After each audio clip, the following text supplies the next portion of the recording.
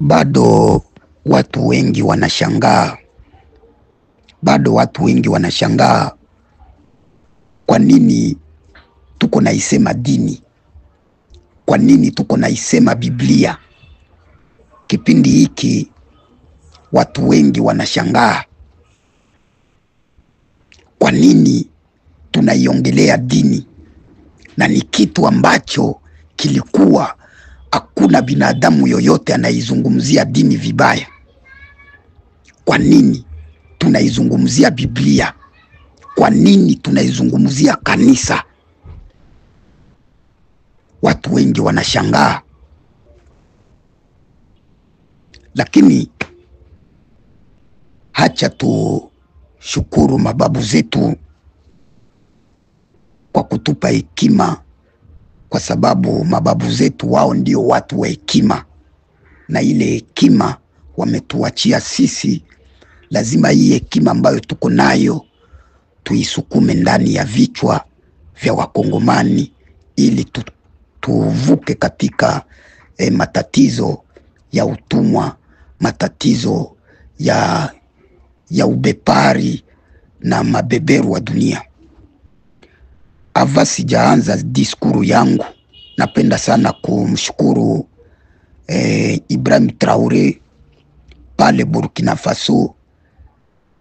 Juzi alitangaza kwamba wafumu ambao ni waganga wa asili, ambazo ndio mila tukufu zetu sisi watu weusi, Ibrahim Traore ametangaza baganga ba asili au wami wa asili au matibabu ya mitishamba itaruhusiwa rasmi kutumika nchi nzima ya Burkina Faso. Huo ni ushindi kwa sisi watu weusi. Tumeanza kujitambua kwa sababu mababu zetu walitupa damu. Tumeumbwa na damu ndani ya mwili wa binadamu. Damu ya mtu ndio mimea, ndio utukufu. Mifupa ya binadamu ndani ya mwili ndio dhahabu, ndio madini yote, ndio makorta, madiama. Tukaachiwa miti na majiwe, mito na milima, majani, kwa sababu katika ulimwengu wa roho majani inaongea, miti inaongea, majiwe inaongea, lakini hamujawahi kupartisipe katika darasa hiyo. Lakini hii darasa sio kwamba iko wapi. Darasa ni yenu na muko nayo hapo kwenye muko, na kila mtu iko nayo, lakini hamujawahi kufuatilia tu. Na waomba mfuatilie, kwa sababu ni mali yenu. Mababu zetu ni wenu, ndio asili zenu. Kwa hiyo tumeachiwa kila kitu. Tumeachiwa pumzi ambayo inapumua hewa safi, ambayo ya bara letu la Afrika. Hewa hii tukufu ni hewa ambayo inavuta na kuangaza na kujua ni wapi sisi tunatakiwa tujielekeze, ili tujue sisi kesho tutakuwa wakina nani, ili tujue tutaachia watoto wetu nini. Ndiyo maisha ya mababu zetu, kwa sababu enzi za mababu kulikuwa hakuna maskini, wote walikuwa matajiri, kwa sababu walijenga misingi. Lakini hiyo misingi imekuja kubomolewa na adui yetu ambaye ni kanisa na Biblia. Hiyo misingi walioacha mababu zetu ilikuja kubomolewa na shetani, kanisa na Biblia, mila za wazungu. Kwa sababu mababu zetu wanasema kwamba Utajiri sio kwamba uonekane na pesa. Utajiri ni misingi imara ambayo inaanza enzi na enzi, ambayo hiyo misingi watakaokuja wanakula kile kilichoachwa. Hiyo ndiyo busara ya mababu. Je, ndani ya nchi yetu tuko na hiyo misingi ya kuachia vizazi vinavyokuja wafaidike na mali ya nchi yetu? Kesho utasikia mbunge anaiba sando 3 milioni de dolari anaenda kupeleka Ulaya. Utasikia waziri wa kungu anaiba 50 milioni de dolari anaenda kuficha Ufaransa. Hiyo ndiyo misingi ambayo ililetwa na adui ambaye ni shetani, kanisa na Biblia. Ndio maana leo unakuta mkongomani anahiba na kwenda kujenga nje ya nchi yake. Kwa hiyo ni sisteme ambayo ililetwa na hawa wauni, sisteme ambayo ilianzia katika ukoloni wa kanisa, kwamba watu wachache wawe na mali nyingi kuliko watu wengi. Na wakati enzi za mababu kila mtu alikuwa ni tajiri, hakukuwa maskini, hakukuwa mtu ambaye alikufa anaona njala. Njala ilikuwa haiko. Njaa ilikuwa haiko.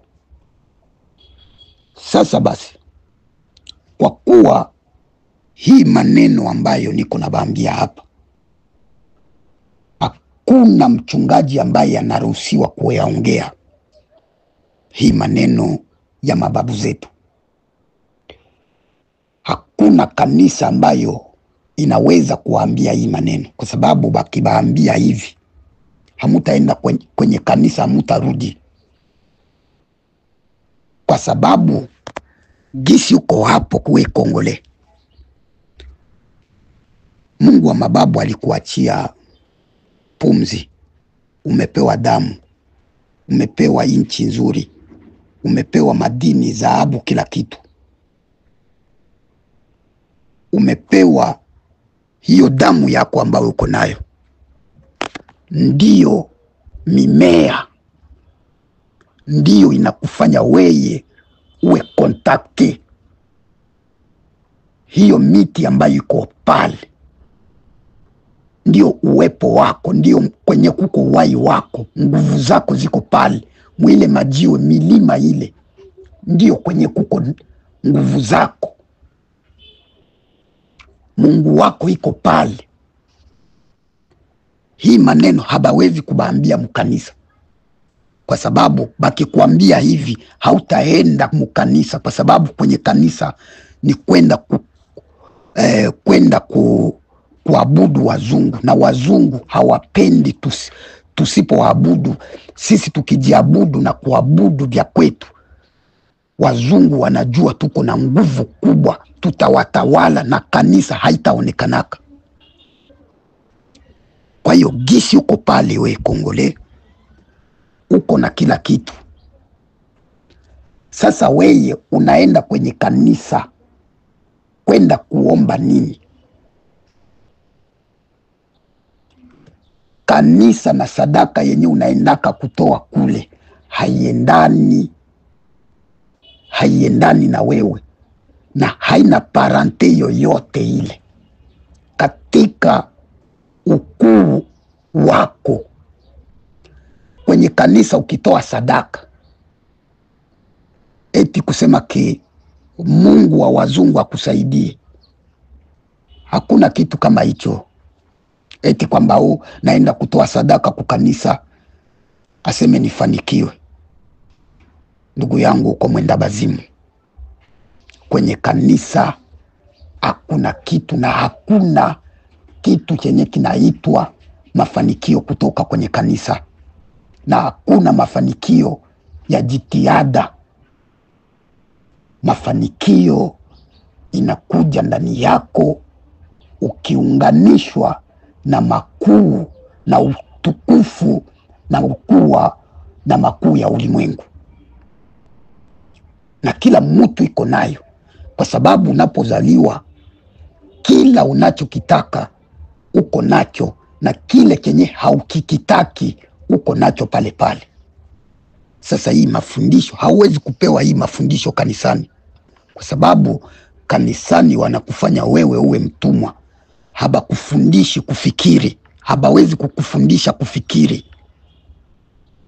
Kwenye kanisa habata kufundisha kufikiri, batakufundisha uabudu, uheshimu, unyenyekee, usome maandiko yale ya ukoloni ambayo sio maandiko ya kweli.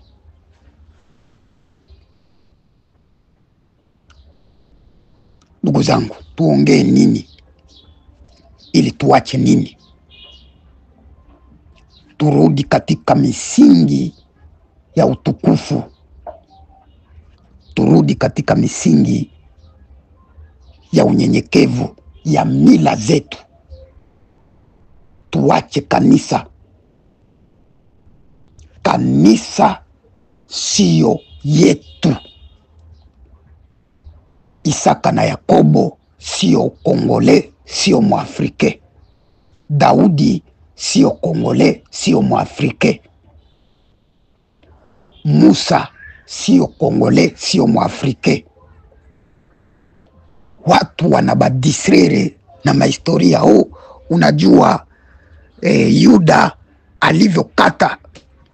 alivyokata mtu lisikio. Sasa Yuda unakuta banakuya Yuda kwa tamaa ya pesa alimuuza Yesu. Sasa Yuda kama alimuuza Yesu, alimuuzia wapi? Kwetu Mkungu? Eske siye tuko na damu na Yuda? Kongole wewe unajuana na Yuda wapi na wapi? Kwa hiyo ni mambo ya kijinga, watu wachache kuwatawala watu wengi ambao hawana busara. Nafikiri kwamba, ndugu zangu, chanzo ya mahangaiko yetu sisi watu weusi ni dini, sirtu dini ya kanisa na misikiti. Pale ndio kulikuja shida yetu. Tujiulize kwa nini enzi za zamani hawa wapumbavu, hawa watu wa dini banaua, bakikuona weye unakatala dini, kusoma kitabu, banakumaliza. Huyo ni Mungu au ni ukoloni? Banakuya na risasi, banakupiga, banakuua. Ndio walivyofanywa Papa Fomus Kimbangu ya 1930. Mama Kipa Vita alisimama, bakaenda kumuua mpaka kwa Angola kule, bakamwelimine. Mama Kipa Vita alikatala dini kwa sababu ni watu ambao wana upeo wa juu wa uelewa. Mimi sitaki kuwa mwalimu wenu, sitaki, lakini mimi nakutengenezea njia ya wewe kujua, kwa sababu kila kitu uko nacho.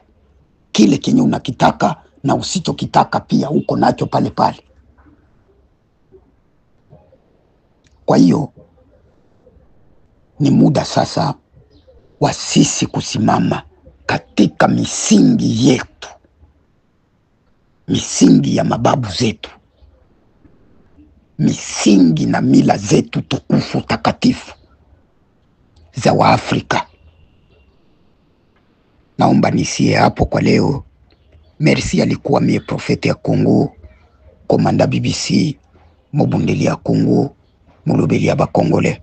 Ingita.